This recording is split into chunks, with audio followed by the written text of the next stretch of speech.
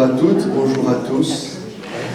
Quelle grâce de pouvoir se réunir en ce jour. Vous savez pourquoi on est là? Vous savez pour qui on est là? Je ne suis pas sûr là. Les enfants, pour qui on est là? Comment? Pour Dieu. Amen. Et son fils, c'est Jésus. Amen. Car Dieu dans le ciel, personne n'a pu monter voir comment il était. Et Dieu dans sa bonté, il est descendu pour nous montrer qui est Dieu. Et le Fils nous montre le Père. Père très saint, je te rends grâce parce que c'est toi qu'on invite, c'est toi qu'on aime, c'est toi qu'on chérit. C'est à toi qu'on espère. C'est en toi qu'on fonde toute notre espérance, toute notre vie, toute notre éternité. Nous croyons en ta parole. Nous croyons que ce que tu as dit est vrai. Tu nous as dit que tu nous aimais, tu l'as manifesté par des guérisons, par des miracles. Tu nous as dit que tu allais payer le prix pour nous, aller mourir sur la croix, et tu l'as fait. Et encore plus fou, tu nous as dit que tu allais ressusciter. Et là, plus personne te suivait, mais tu es vraiment ressuscité. Tu as prouvé que tu es celui que tu dis. Et c'est avec raison que nous t'aimons, Seigneur. Je te remets ce temps, je te remets chaque personne ici présente. Je te remets tous les membres de leur famille et j'invoque la puissance de ton sang souverain. La puissance du sang du pardon, le sang de l'alliance, le sang de la justice. Le sang de celui qui a payé un jour en espérant qu'on croit en lui. Oh Papa, sois béni, que toutes les pensées captives soient menées à ton obéissance, Seigneur. Toute forme de raisonnement d'auteur, de forteresse, tout ce qui ment sur l'identité de Dieu, je maudis ses œuvres, je l'interdis dans ces lieux, au nom puissant de Jésus-Christ. Je dis la foi, les anges qui servent Dieu, en faveur de ceux qui doivent hériter le salut, la vie éternelle. Alléluia. Alléluia. Je vous propose de vous tourner vers quelqu'un que vous ne connaissez pas et de lui dire: je te bénis au nom de Jésus. Bénis au nom de Jésus.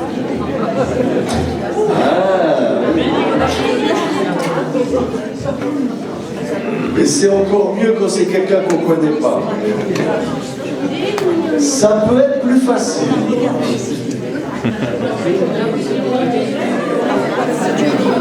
Amen. Guy, je te bénis au nom de Jésus. Moi, je te connais. Alléluia. Alléluia.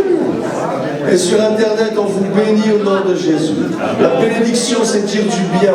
Ça veut dire que dans le ciel, Dieu a dit du bien sur toi. Il ne t'accuse pas, il ne te condamne pas, il dit du bien de toi. Et nous, sur la terre, qui est réconciliés avec le Père, le Dieu d'en haut, nous disons sur la terre les choses du ciel. Et nous disons que Dieu dit du bien de toi et nous disons du bien de toi. Pour que le bien de Dieu s'accomplisse dans ta vie, au puissant nom de Jésus. Amen. Alléluia. On va laisser toute la place à notre Seigneur, à celui qui nous a sauvés, et on va invoquer son nom et le louer, l'adorer. Merci beaucoup pour les chantres, les musiciens. Merci à vous.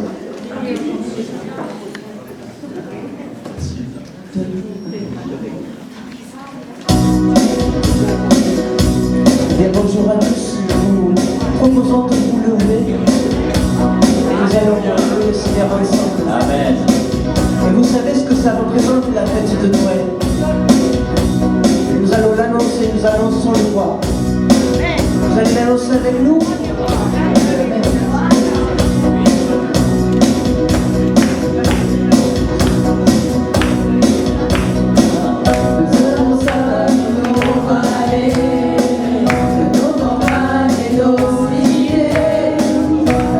de nous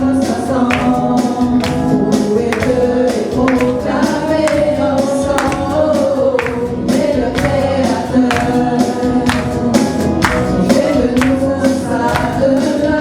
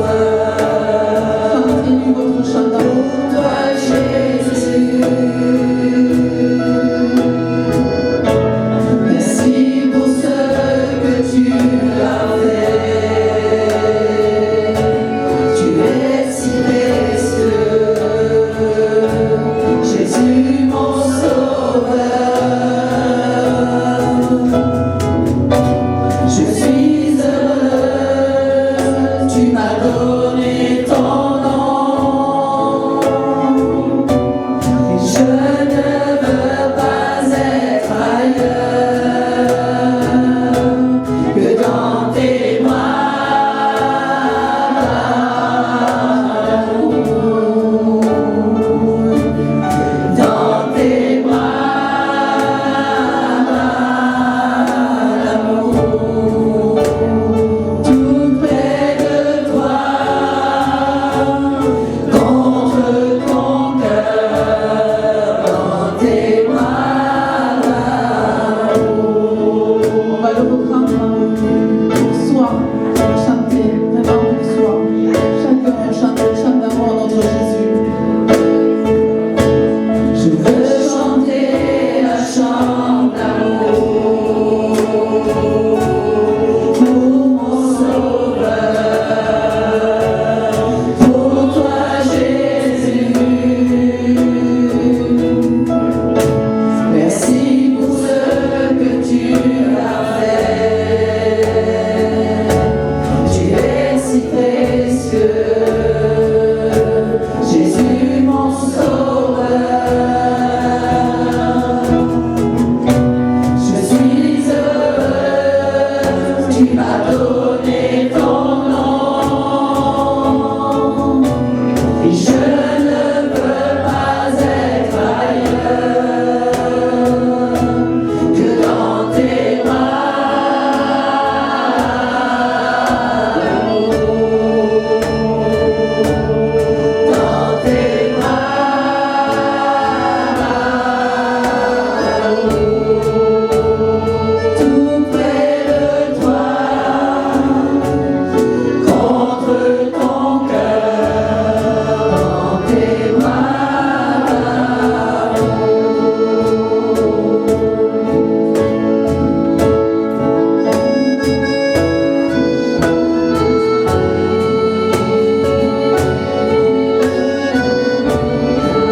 Viens ce matin que l'Éternel veut te prendre dans ses bras d'amour. Viens dans ses bras d'amour ce matin. Reçois-le comme ton sauveur.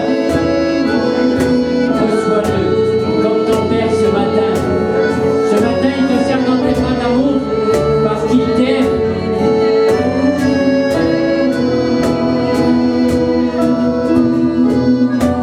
Je suis heureux, tu m'as donné ton nom. Je ne veux pas être ailleurs que dans tes bras d'amour. Dans tes bras d'amour. Tout près de toi, contre ton cœur, dans tes bras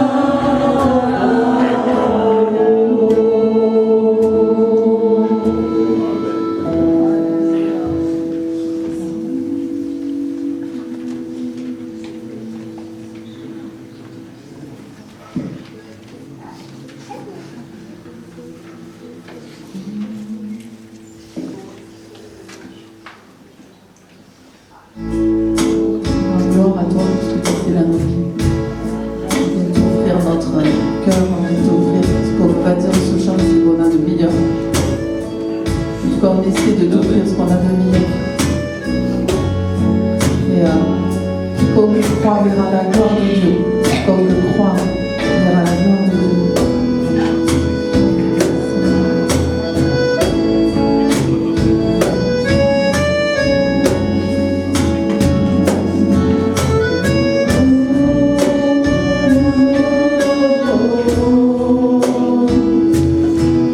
je viens t'offrir, Seigneur, ce que j'ai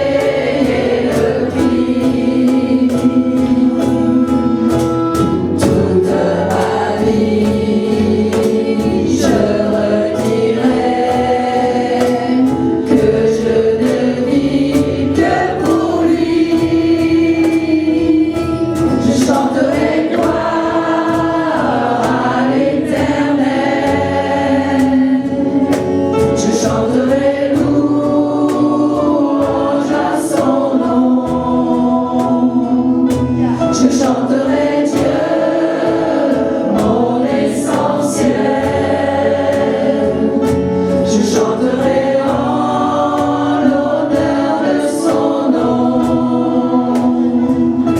Je chanterai gloire à l'Éternel. Je chanterai louange à son nom. Je chanterai Dieu, mon essentiel. Je chanterai en l'honneur de son nom. Comme une prière, on va le chanter de tout notre cœur. Comme une prière, c'est une prière que tu es en train de faire. Même si c'est en chanson, mais c'est une prière. Alors, de tout votre cœur, je chanterai en ton nom. Vous lui parlez directement à travers cette prière. On le reprend.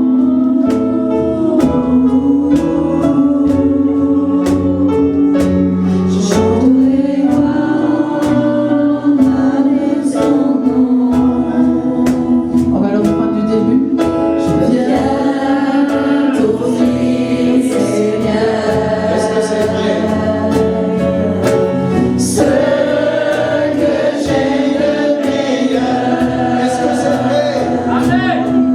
Je viens t'offrir ma vie. Oui, à toi Jésus-Christ. Et merci, je suis fragile. Et même si c'est difficile, je chanterai gloire à l'Éternel. Je chanterai louange à son nom. Je chanterai Dieu, mon essentiel. Je chanterai en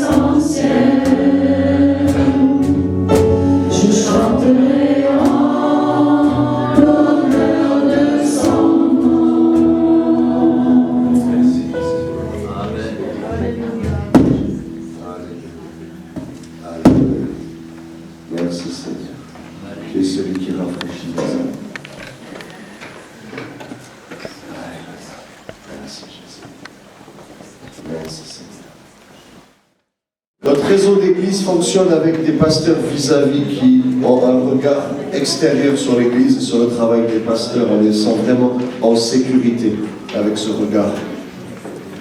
Merci Jean-Hubert pour ce message aujourd'hui, pour ta venue.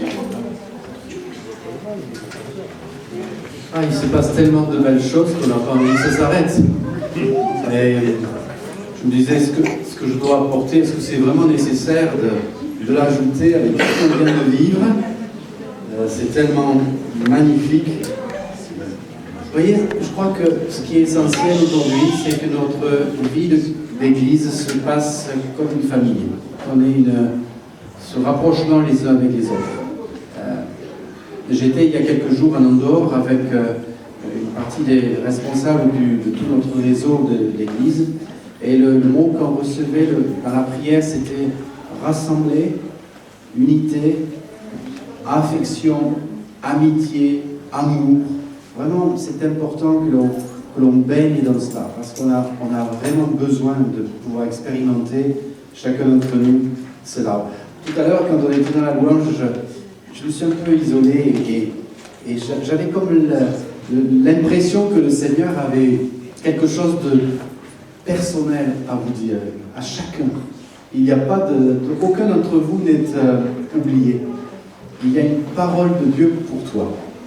Qui que tu sois, où que tu en sois, quelle que soit ton histoire, quelles que soient les épreuves, quelles que soient même les chutes, les échecs, les problèmes, les faiblesses que tu as rencontrées ces derniers jours, ce que le Seigneur veut te dire, c'est combien il était concerné par ce que tu vis, par qui tu es. Et c'est important. Donc, repars avec ça dans ton cœur. Tu es aimé. Même si toi, tu t'estimes pas aimable, tu es aimé. On a parlé de la grâce et on a une personne qui s'est présentée tout à l'heure, je ne la vois pas, mais qui s'appelle Grâce, qui porte ce beau prénom de Grâce. Et ce matin, je voudrais vous parler, oui, certes, de la grâce de Dieu, mais je voudrais vous parler d'un mystère, parce que ça reste quand même un mystère, mais de l'importance de laisser Jésus-Christ grandir en nous. Alors pour que Christ grandisse en toi, il faut que d'abord, au préalable, tu lui aies donné ta vie. Est-ce qu'il y a ici des personnes qui n'ont pas encore fait le choix, qui n'ont pas la conviction d'appartenir à Jésus-Christ? Est-ce qu'il y en a? En toute liberté. Je vous ai dit, on est ensemble, il n'y a pas de jugement, il n'y a pas de... Simplement, si c'est ton cas, si tu n'as pas cette certitude d'appartenir à Jésus-Christ, est-ce que simplement tu peux dire, ben non, j'ai des doutes, j'hésite. Est-ce qu'il y a des personnes qui se sentent concernées? Non? Donc vous appartenez tous et toutes et tous à Jésus-Christ. Ok? On est d'accord, hein? Vous ne me racontez pas des salades comme c'est important. Parce que dans la mesure où l'on a confié notre vie à Jésus-Christ, réellement, on lui a dit pardon Seigneur pour ma vie passée, pour tout ce que j'ai pu faire, qui a peut-être endeuillé, endolori, fait souffrir d'autres, eh bien pardonne-moi et donne-moi une vie nouvelle. Donne-moi de repartir dans une nouvelle existence avec toi comme Sauveur et Seigneur. À ce moment-là, eh bien, beaucoup de choses vont changer et être transformées dans nos vies. C'est essentiel. C'est la raison même de notre passage sur cette terre. Faire ce choix va déterminer notre éternité. Donc, à partir du moment où on a fait ce choix, Christ est en nous. Est-ce que vous pouvez le dire? Christ est en moi. Que je le sente ou que je ne le sente pas. Il a décidé d'habiter en moi. Et à partir de ce moment-là, eh bien, il s'opère quelque chose en nous. Alors, ces derniers temps, dans notre communauté, en Ariège, on parle beaucoup de grandir spirituellement. C'est un thème que nous avons reçu, de grandir spirituellement. Et grandir spirituellement, c'est quelque chose qui ne devrait pas prendre de fin. La croissance physique, on sait que ça s'arrête à un moment donné. Je dirais même qu'à partir d'un certain moment, même on commence à se ratatiner un peu. Hein, vous êtes tous de jeunes gens ici, il n'y a pas de problème. Mais on sait que la croissance physique prend fin. Mais la croissance spirituelle, elle ne devrait jamais prendre fin. On est toujours en progrès, toujours en train de grandir. Même quand on n'en a pas le sentiment. Hein, on voit nos jeunes, nos enfants, nos adolescents, ils ont des douleurs un peu partout, ouais, ce sont des crises de croissance. On se rend compte qu'ils grandissent parce qu'on le voit à la longueur des jambes de pantalon, ou des largeurs des épaules, ou des bras. Mais sur le plan spirituel, ça s'identifie aussi. La croissance, ça se voit. On a parlé de Jean et Benoît, on les a vus grandir, on les a vus évoluer. Et vous êtes tous dans ce processus de croissance, et moi-même. Donc, pour grandir, il faut rester enseignable. Et ça, c'est quelque chose d'important. Tant que je vais être enseignable, rester enseignable, je vais pouvoir grandir. Le jour où on dit, je sais, j'ai vécu, je connais, tout ça, il y a longtemps que j'en ai fait l'expérience. Quand on commence à avoir ce genre d'attitude et de propos, la croissance s'arrête. Donc restons enseignants. Soyons toujours prêts à apprendre. C'était ma grand-mère qui disait toujours, la vieille ne voulait pas mourir parce qu'elle avait toujours à apprendre. Elle voulait toujours apprendre. Alors, il y a un domaine dans lequel je voudrais vous exhorter, vous encourager, c'est de grandir dans la grâce et la connaissance de notre Seigneur. C'est pour ça qu'on a parlé de grâce tout à l'heure. Grandir dans la grâce et la connaissance du Seigneur. Il y a un texte dans l'épître de l'apôtre Pierre qui nous dit ceci, c'est au chapitre 3. « Grandissez dans la grâce et dans la connaissance de notre Seigneur et Sauveur Jésus-Christ. À lui soit la gloire, maintenant et pour l'éternité. » Amen. Père, je te prie vraiment que nous puissions ensemble continuer à te laisser agir dans nos vies, afin que tu prennes toute ta place. Et je prie pour que cette pensée, cette exhortation ce matin puisse faire son chemin dans la vie de chacun de mes frères et sœurs. Merci parce que tu es au milieu de nous, présent, par ton esprit.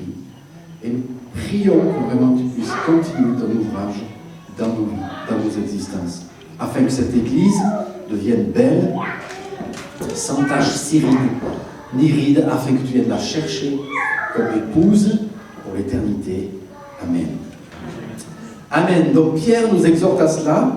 Et si on regarde un peu la signification de ce texte, grandissez dans la grâce et la connaissance de notre Seigneur, on se rend compte que grandir dans la grâce de Dieu, c'est une révélation.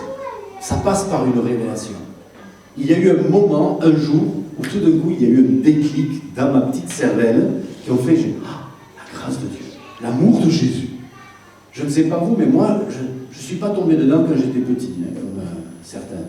J'ai découvert l'amour de Christ à l'âge de 16 ans. Et ma vie, elle a été bouleversée. Et depuis, ça ne m'a jamais lâché. Et maintenant, le compteur est bien avancé, mais vraiment, je peux dire, quand il m'a saisi, il ne m'a pas lâché, et moi non plus. Et on a fait vraiment un partenariat pour l'éternité. Donc, grandir dans la grâce, ça passe par une révélation. Comprendre qui est Jésus, comprendre son amour, comprendre et bénéficier de son pardon, de son salut, de la vie nouvelle qu'il nous donne, de l'éternité dans sa présence qu'il nous présente et qu'il nous offre, c'est quelque chose qui est une révélation. Certaines personnes, tant qu'il n'y a pas eu le déclic, vous avez beau leur en parler, ils disent ouais, tant mieux, c'est bien pour toi. Mais il y a quelque chose qui s'est passé. Donc, pour vous qui avez reçu Jésus, et j'ai fait le test, je vous ai demandé, vous l'avez accepté, c'est une révélation qui s'est manifestée en vous, et c'est extraordinaire. Mais l'apôtre Pierre aurait pu dire uniquement, grandissez dans la grâce, ou dans la connaissance de la grâce, et c'est déjà important. Mais il dit quelque chose de plus ici. Il dit, grandissez dans la connaissance de notre Seigneur Jésus. Grandissez dans la connaissance de la personne de Jésus. Est-ce que vous êtes arrivé au bout de cette découverte? Il est illimité. Jésus est un être infini, extraordinaire, glorieux, inégalable.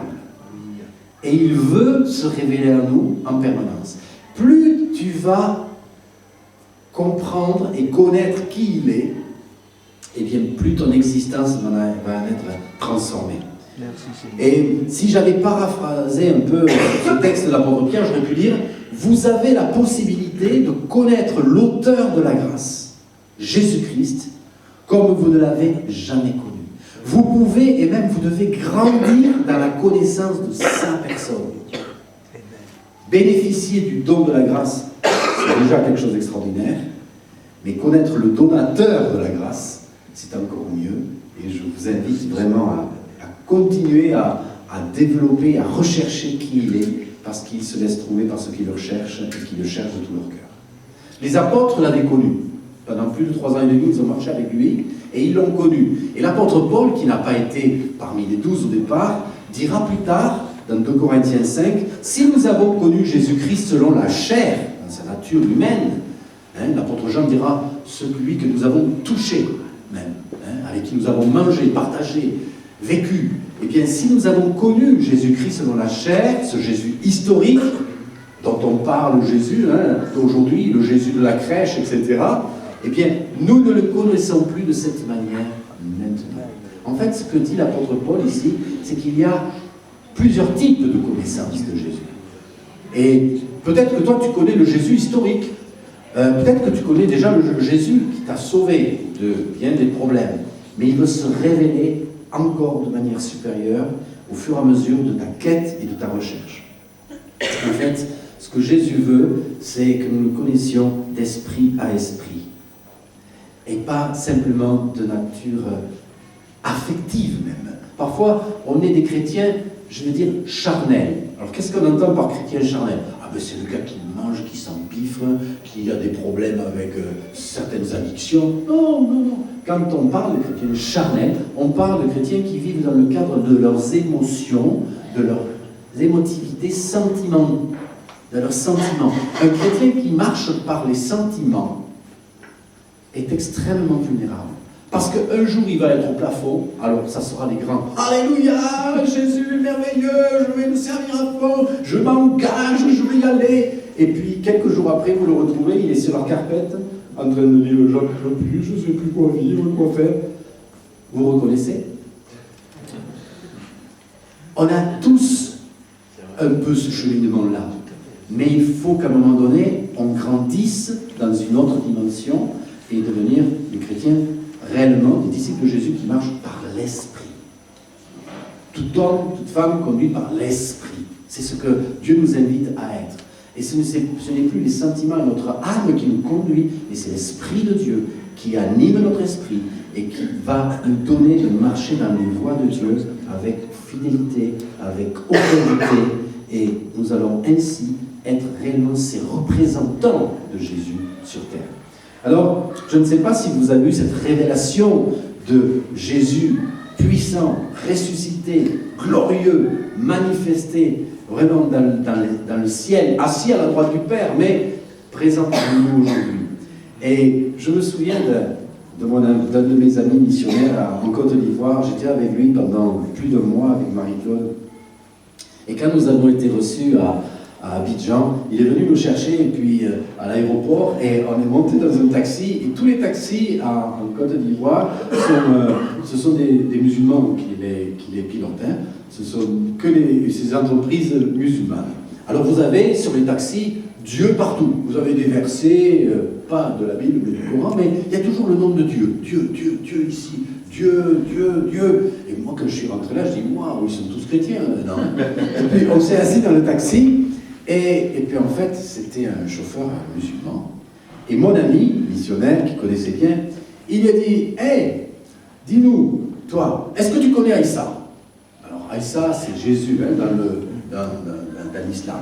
Et alors il dit, Issa, oui, on en parle dans le Coran, on en parle. Oui, non, mais est-ce que tu le connais personnellement? Non, je ne le connais pas personnellement. Et il dit, tu devrais, hein. Parce que tu sais, dans le Coran, il est dit que c'est lui qui va venir vous juger, hein. Ah ouais? Et oui, c'est écrit, tu peux là. Et puis il lui cite l'endroit, etc. Où c'est que Issa va venir pour juger, etc. les humains. Et il dit, tu sais, il vaut mieux que tu le connaisses, parce qu'il vaut mieux que tu t'arranges avec lui d'abord, avant de passer au tribunal. C'était son moyen d'évangéliser les musulmans. Et vous savez que dans le Coran, il y a 16 fois le nom de Jésus, fils de Myriam, hein, Jésus, qui est annoncé, mais 11 fois, il est annoncé dans le Coran comme le Messie, Al-Mashiach. Et il est tour à tour dénommé dans le Coran le serviteur, le messager et le Verbe de Dieu. Pas étonnant qu'à l'heure actuelle, dans le monde musulman, il y a des révélations de Jésus-Christ comme étant le sauveur du monde et le Seigneur des Seigneurs. Et on a des témoignages extraordinaires de personnes qui sont donc musulmans et qui découvrent l'amour de Christ, le salut en Jésus-Christ. C'est quelque chose d'extraordinaire. Donc il faut le savoir. C'est une belle expérience. Mais pourquoi je vous dis ça? Eh bien parce que je crois que la révélation de qui est Jésus-Christ aujourd'hui, le donateur de la grâce, est essentielle. Et cela change beaucoup de choses, et notamment par rapport au monde musulman. Quand un musulman découvre que Jésus-Christ est le sauveur du monde, eh bien on comprend mieux ce texte de Jean 4 qui dit « Vous adorez ce que vous ne connaissez pas, nous adorons ce que nous connaissons, car le salut vient des Juifs. » Amen. Et il y a une réconciliation qui peut se faire entre Ismaël et Isaac, entre juifs, non-juifs et musulmans. Voilà. Et ça, c'est assez extraordinaire. La connaissance du Fils conduit à la connaissance du Père. Plus vous connaissez le Fils, et plus vous connaîtrez le Père. C'est un passage dans Luc 10 où Jésus dit, en ce moment, Jésus tressaillit de joie par le Saint-Esprit et il dit, Père, je te loue de ce que tu as caché ces choses aux sages et aux intelligents et de ce que tu les as révélés aux enfants. Je te loue de ce que tu l'as voulu ainsi. Toutes choses m'ont été données par mon Père et personne ne connaît qui est le Fils si ce n'est le Père, ni qui est le Père si ce n'est le Fils et celui à qui le Fils veut le révéler. Donc, il y a une révélation du Père qui se fait au travers du Fils. Et dans Jean 14, 6, il est dit, c'est Jésus qui parle, il dit, je suis le chemin, la vérité et la vie. Nul ne vient au Père que par moi. Vous savez, je vais vous raconter une petite histoire. À l'âge de 6 ans, j'ai été atteint d'une maladie, d'une déformation osseuse. Mon squelette s'est développé, mais de manière déséquilibrée. C'est-à-dire que j'ai eu une jambe qui a poussé plus vite que l'autre, ça a déformé mon bassin, et en quelques mois, je ne peux plus marcher. Et on appelle ça une ostéochondrite. Et donc, quand j'ai été amené devant des spécialistes, ça a été les mains sur la tête, que le premier spécialiste qu'on a consulté a dit « Vous m'amenez cet enfant maintenant, mais c'est trop tard !» Et ma mère s'est effondrée en larmes, parce que cet homme lui a dit « Écoutez, la seule chose qu'on peut faire, on va le mettre pendant 3 ans dans le plâtre. » 3 ans dans le plâtre. Un petit gamin de 6 ans. Mais je vous garantis rien, parce qu'après ces 3 ans dans le plâtre, normalement, ça sera la chaise roulante à vie. Oh, bravo pour le diagnostic, ma mère est sortie effondrée. Bon, et puis mon grand-père avait entendu parler d'un jeune chirurgien qui était arrivé sur Toulouse, qui avait fait des études aux États-Unis et qui avait des mains en or, qui faisait souvent des gens qui avaient été accidentés de la route pour la chirurgie, au niveau des visages, etc. Enfin, un gars qui était assez étonnant. Et donc, on m'a amené à ce chirurgien, docteur Chanchol. Et quand on m'a présenté à lui, il m'a regardé, il a scruté, il a dit oui, le diagnostic est sérieux, c'est vrai, mais on va tenter quelque chose. On va faire une méthode qu'ici en France on n'a jamais utilisée, mais dont j'étais un peu le cobaye. Et on m'a mis ma jambe dans une toile de résine, avec un poids, maintenant ça se pratique assez souvent, avec un poids au bout de la jambe. Et pendant 9 mois, je suis resté sur le dos, avec ma jambe étirée, avec un poids au bout, pour redresser le bassin qui était déformé. C'était pas facile, c'était une période un peu compliquée, mais j'avais mes grands-parents qui venaient matin et soir s'occuper de moi, et qui, vraiment extraordinaire ce qu'ils ont pu faire, mon papy et maman. Ils ont pris soin de moi, ils me faisaient jouer comme ils pouvaient, enfin, c'était assez étonnant. Et pendant ces 9 mois, eh bien, ils priaient. Je l'ai appris après, mais ils priaient. À leur façon, mais ils priaient Jésus, ils demandaient à Jésus d'intervenir. Et au bout de 9 mois, eh bien, je suis ressorti de là, et j'ai commencé à remarcher. Il a fallu plusieurs années de rééducation. J'avais une jambe comme ça et l'autre comme ça, n'est-ce pas, quand la jambe a été enveloppée. Mais je suis sorti de là, oui, j'ai retrouvé des facultés, j'ai commencé à remarcher, on m'a encouragé à faire beaucoup de sport, etc. Mais j'ai développé un complexe terrible. Pourquoi? Eh bien parce que tous les 2-3 mois, il fallait que j'aille à Toulouse à l'hôpital, on me mettait tout nu. Et j'avais 6, 7, puis 8, puis 9, puis 10, puis 11 ans, tout nu, dans un grand couloir. Il y avait des infirmières, il y avait le médecin au bout, et il regardait, j'étais un peu cobaye. Et je devais marcher comme ça, aller jusqu'au bout du couloir et puis faire demi-tour. Et c'était pour moi quelque chose de terrible. J'étais nu devant ces dames, devant ces hommes. Je me sentais complètement malheureux au fond de moi et je ne pouvais pas l'exprimer. Et ça avait développé vraiment une complexe infériorité. Et un jour, bien des années après, vous savez que les pasteurs, ils ont besoin d'être aidés, aussi, comme les autres.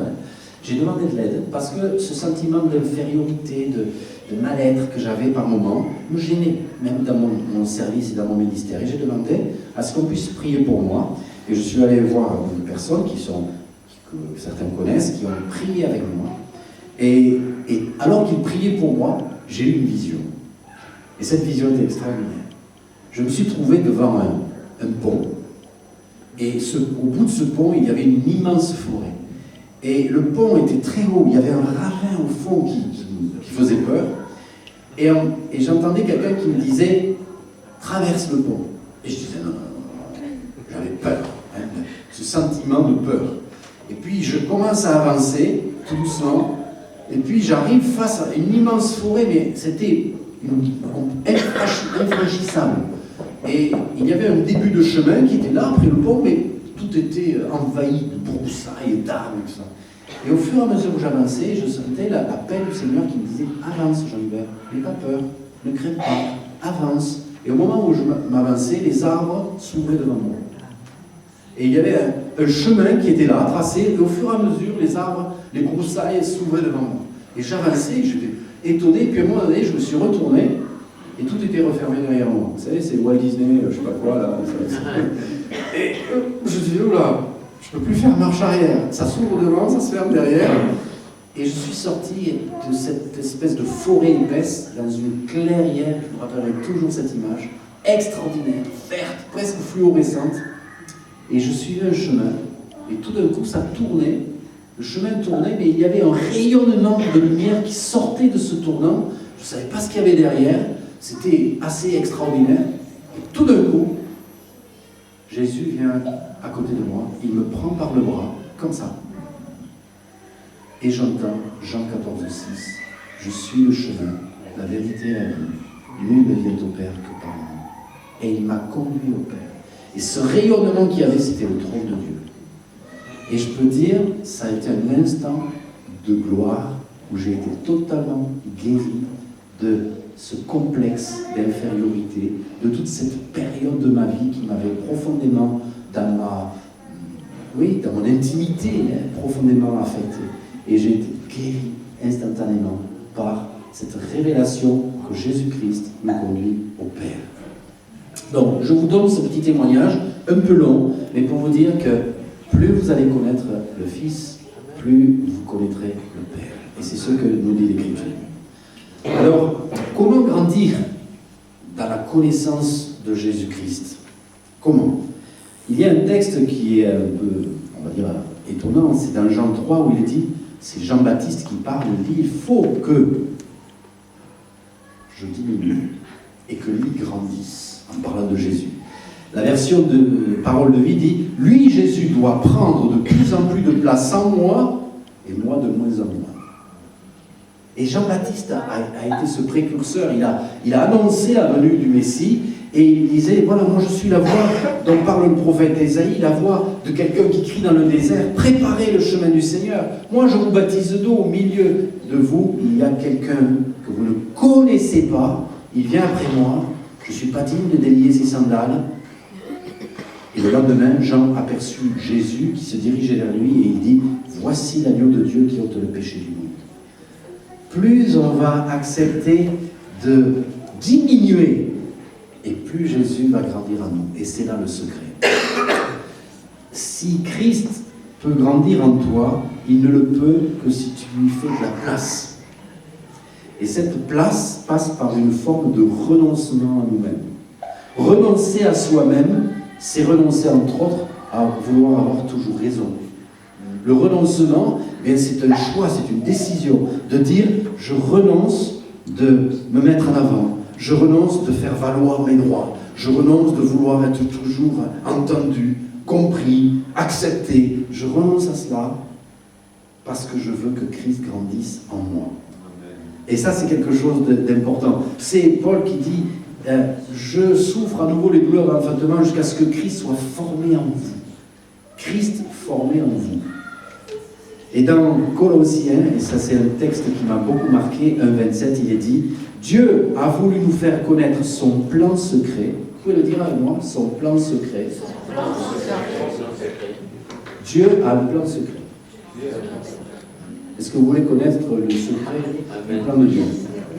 Bien, dans Colossiens, il est dit, c'est la version en français courant, il est dit son plan secret, si riche et si magnifique, élaboré en faveur de tous les peuples. Et voici ce secret. Le Christ est en vous. Et il vous donne l'assurance que vous avez part à la gloire de Dieu. Le Christ est en vous. Est-ce que vous pouvez le dire? Le Christ est en moi. Le Christ est en moi. Dans notre version, il dit Christ en moi, l'espérance de gloire. Ou de la gloire. Christ en moi. c'est le secret dont parle ici l'Écriture.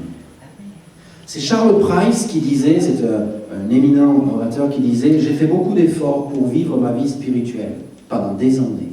J'étais souvent déçu de moi-même. » Vous aussi, ça vous arrive? Je me suis souvent découragé. Ça vous est arrivé? Ok. J'avais l'impression que je n'arriverais jamais à ressembler à Jésus. Est-ce que vous êtes toujours avec moi? Ok. Que ces promesses étaient inatteignables. Elles étaient pour moi, ces promesses, comme la carotte que l'on place devant un âne pour le faire avancer, sans qu'il ne puisse jamais s'en saisir. Vous voyez ça un peu? Il y a des moments où on dit, Seigneur, pourtant tu as dit dans ta parole, tu as promis, et moi j'arrive pas. Là. On est comme l'âne qui essaie de choper la carotte et puis ça ne marche pas. Jusqu'au jour, dit Price, où j'ai compris que Christ, par son esprit, vivait en moi. J'ai dû apprendre à développer, écoutez ceci, ça c'est peut-être la phrase que vous devez retenir, j'ai dû apprendre à développer la conscience de sa présence en moi. Amen. Je dois développer la conscience de sa présence en moi. Jésus a dit, je me tiens à la porte et je frappe. Si quelqu'un est dans ma voie et qu'il m'ouvre, je rentre. Je soupe avec lui et lui avec moi. Il y a une intimité dans laquelle Dieu nous fait rentrer. Et cette intimité, elle est accessible. Elle est accessible. Le 2 octobre de cette année, c'était la date anniversaire de ma fille, Emmanuelle. J'étais tout seul dans ma maison. Et puis, j'ai lu un texte dans Éphésiens qui dit « Je fléchis les genoux devant le Père, duquel tire son nom toute famille dans les cieux et sur la terre, afin qu'il vous donne, selon la richesse de sa gloire, d'être puissamment fortifié par le Saint-Esprit dans votre être intérieur, dans le tréfonds de votre personnalité, que Christ s'installe dans votre cœur par la foi, écoutez ça, et qu'il y habite pour en faire sa demeure permanente. Christ veut faire en toi et de toi sa demeure permanente. C'est-à-dire permanente. Extraordinaire. Mais comment Christ s'installe-t-il en toi? Par la foi. Si aujourd'hui tu dis, tu crois, Jésus vit en moi par son esprit, il habite en moi, il faut que moi je diminue et que lui grandisse, eh bien au bout d'un moment tu pourras dire comme l'apôtre Paul, ce n'est plus moi qui vis, c'est Christ qui habite en moi. Et si Christ vit en toi, ça va changer beaucoup de choses. Si tu le laisses plutôt se développer en toi, ça va changer beaucoup de choses.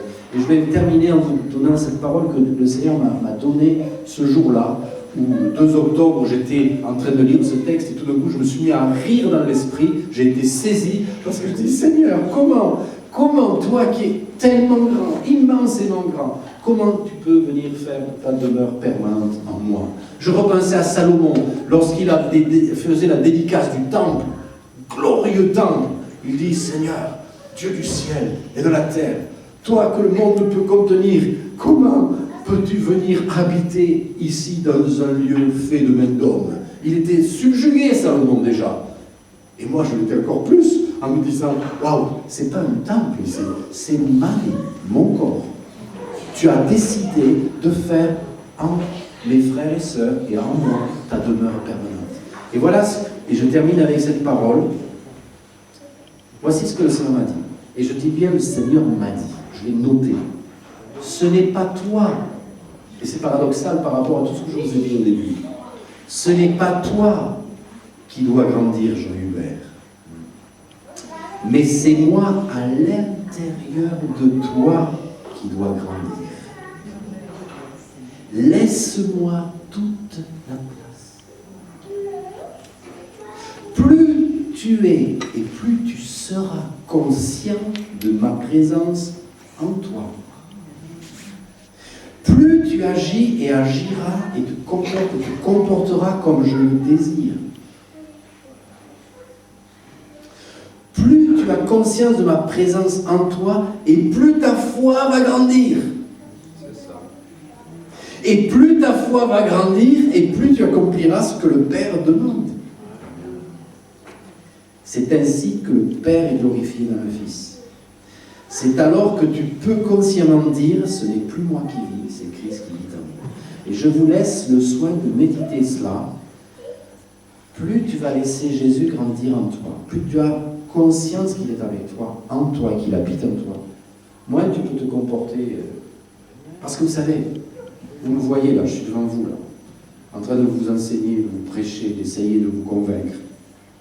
Mais qui vous dit que lorsque je rentre chez moi, je ne suis pas un sacré garnement avec un sale caractère? Non, vous avez vu l'auréole là derrière. Non. Chacun de vous, vous avez beau lutter vos combats, n'est-ce pas? Il y a des choses peut-être que vous n'aimeriez pas aujourd'hui qu'on mette sur un grand écran de vos vies. Il y a peut-être des moments de votre journée ou de vos journées, de vos semaines que vous n'aimeriez pas afficher le dimanche matin sur le vidéoprojecteur. Ok? Bien, je vais vous dire, la solution, c'est d'être conscient que Christ a décidé de faire sa demeure permanente en toi. Parle-lui. Il n'est pas là-bas, il n'est pas ici, il est là, au centre de toi. Comme dit Théphérie, il est plus près de toi que ta respiration. Il est là. Plus tu intériorises cette révélation qu'il habite en toi, plus tu vas être transformé de gloire en gloire à sa ressemblance. Les défaites que tu as que tu vis aujourd'hui, tu vas voir, elles vont se changer en victoire. Les addictions vont disparaître parce que Christ en toi bouscule les choses, et tire ta vie et t'amène à être l'homme, la femme qu'il attend de toi, à sa ressemblance pleine et totale. Et en plus, autre chose, la dimension d'autorité, d'onction que nous réclamons pour voir des signes, des miracles et des prodiges, je suis convaincu qu'elle se trouvera réalisée dans la mesure où cette conscience de sa présence en ma vie sera de plus en plus totale. Donc je vous invite à méditer là-dessus. J'ai été peut-être un peu long, mais retenez ce qui est bon, enlevez les arêtes. Mais Christ habite en toi et veut faire de toi sa demeure permanente. Amen. On peut se lever et prier.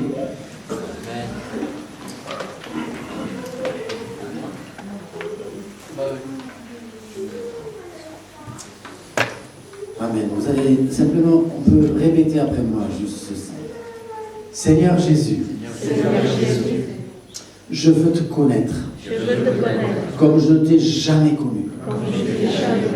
Et pour cela, je viens devant toi et je m'ouvre à ton esprit, afin que tu viennes faire ta demeure en moi. Tu habites en moi. Tu élargis l'espace de l'attente. Tu prends toute ta place en moi. Tu fais le ménage, Seigneur. Bouscule ce qui a bousculé. Fais ton œuvre par ton esprit. Et que je puisse dire, Christ en moi, c'est l'espoir de la gloire. Christ en moi me conduit à vivre dans la plénitude. Je vais de progrès en progrès. J'ai la victoire parce qu'il est en moi, le victorieux. Merci Seigneur. Rends-moi conscient de ta présence. Rends-moi conscience de ta présence. Chaque instant du jour. Amen. Je vous donne juste un petit conseil pour terminer. Arrête-toi régulièrement dans ta journée et intériorise cette vérité. Christ est là. Il est là. Il vit au-dedans de moi. Jésus, tu es là, au-dedans de moi. Et en chaque situation, devant chaque décision, devant chaque rendez-vous que tu peux avoir, dans ton activité professionnelle, dans ta relation familiale, dans ton comportement quotidien. Jésus, tu es là. On y va ensemble. On va faire face ensemble. On en reparle dans quelques temps. Si vous avez des problèmes de santé, on va profiter, puisque Christ en vous veut en bonne santé. Amen. Nous sommes le temple du Saint-Esprit. Nous ne sommes pas le temple de la maladie. Alors on va dire non, fini d'être esclave de cette maladie qui me tourmente, qui me tyrannise, qui m'oppresse, qui m'accuse, qui me culpabilise, qui me fait peur et qui me dit mais t'as pas la foi. Mais tu es en moi, Seigneur. Merci que ces distractions cessent, ces distractions de douleur, de souffrance en moi cessent, que ça soit vos prières. Alors, simplement, les personnes qui ont des problèmes de santé, levez la main, là où vous êtes. Alors, vous allez prier cette prière avec moi. Seigneur Jésus, tu as fait de moi ta demeure. Je suis plus que certain que ta parole est la vérité. Et si tu as dit que tu es en moi, je ne peux pas être le temple du Saint-Esprit et le temple de la maladie à la fois. Alors je maudis en ton nom cette douleur, cette maladie dans mon corps, dans le nom puissant de Jésus-Christ.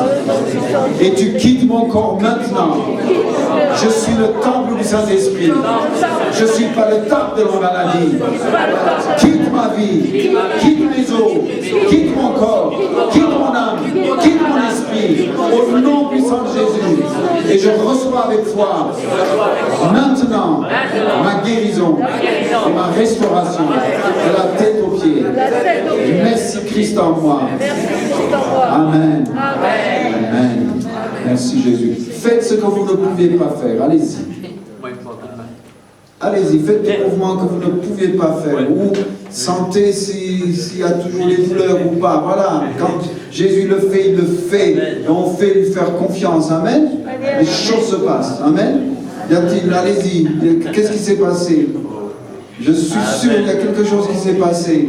Et des fois, voyez-vous, la guérison, je vais vous expliquer. Il y a 3 formes de guérison dans la Bible. La première forme de guérison s'appelle miracle. C'est pour ça, dès que tu es guéri instantanément, ça s'appelle miracle. Donc ça ne s'appelle pas guérison. Ok? Donc il y a miracle. Souvent les gens confondent cela. Ils disent, oh, mais alors, ça ne s'est pas passé comme j'ai pensé, pourtant on a prié. Eh bien, si ça ne s'est pas passé, que Dieu utilise les 2 autres que je vais vous citer. Les 2 autres, ça s'appelle, le premier, ça s'appelle la guérison progressive. Ça veut dire c'est comme une maladie, comme un médicament que tu prends. Tu prends l'aspirine, tu n'es pas instantanément guéri. C'est comme progressif, la douleur te quitte. De la même manière, quand le nom puissant de Jésus-Christ tu as prononcé dans ta vie, progressivement la guérison commence à s'installer sur toi. Amen. C'est pour ça, ne dites pas vite, oh là là, on a prié, mais je ne suis pas guéri. Mais attends, laisse s'installer. Amen. Laisse Dieu faire comment il veut le faire. Et dans la Bible, on voit ce témoignage de quelqu'un qui était venu. Jésus, il était aveugle, donc Jésus lui met de la poudre sur les yeux. Il lui dit, va te laver dans la piscine de Siloé. Et cet homme a marché 1 jour, 2 jours, je ne sais pas. Mais en tout cas, il était toujours aveugle. La guérison était en train de s'installer. Au moment où il arrive à la piscine de Siloé, bam, il met l'eau, il a été instantanément guéri. Ça s'appelle guérison progressive. Deuxième forme de guérison, ça s'appelle guérison par palier. La même chose, dans la Bible, vous trouvez, un homme était aveugle. Jésus vient, il met sa main sur lui, il prie. Il lui dit, qu'est-ce qui se passe? Il lui dit, ah, ouvre les yeux. Il lui dit, il ouvre les yeux. Il lui dit, qu'est-ce qui se passe? Il dit, j'ai vu comme des arbres qui bougent, mais il ne voyait pas encore totalement. Jésus, de nouveau, lui impose les mains. Et à la 2e fois, il a été guéri. Alors, n'hésitez pas que la guérison, elle peut être par palier. Ça veut dire qu'il y a un morceau de guérison qui s'est passé. N'hésitez pas de venir dire, est-ce que tu peux prier encore pour moi? Donc il y a un autre palier de guérison qui se met en place, ainsi de suite. Donc, laissez Dieu faire comme il l'entend. C'est pour ça, ne prononcez jamais ce mot. Moi, souvent, il y a une sœur qui me dit, je suis sur la voie de la guérison. C'est Sylvie qui disait ça souvent. Est-ce qu'elle est Sylvie? Et elle est là, voilà. Et quand on lui disait, t'es guéri, il lui dit, je suis sur la voie de la guérison. Amen. Ça veut dire, ça peut être progressif, comme ça peut être un palier, qu'importe. Quand on prononce le nom de Jésus, elle ne descendra pas sans faire d'effet. Elle ne remontera pas sans accomplir pour laquelle elle a été envoyée. Amen. Vous avez prié et faites confiance. Et je sais que Christ en vous fait le reste. Alléluia. Merci Jésus.